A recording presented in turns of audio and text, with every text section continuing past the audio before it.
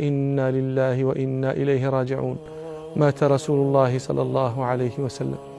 قالت فلما نزل به ورأسه على فخذي غشي عليه ووجدت رسول الله صلى الله عليه وسلم يثقل في حجري.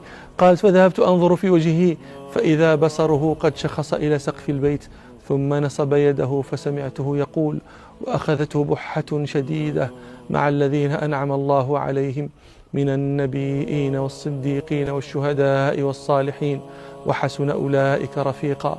اللهم اغفر لي واجعلني مع الرفيق الأعلى. قالت فكان آخر كلمة تكلم بها اللهم الرفيق الأعلى. وفاضت نفسه صلى الله عليه وسلم ومالت يده.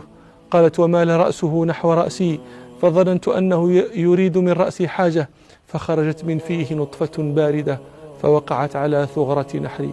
قالت فاقشعر لها جلدي فقبضه الله وإن رأسه لبين نحري وسحري. قالت فلما خرجت نفسه لم أجد ريحا قط أطيب منها، وكان ذلك يوم الاثنين 12 من شهر ربيع الأول من السنة 11 للهجرة، وعمره صلى الله عليه وسلم 63 سنة.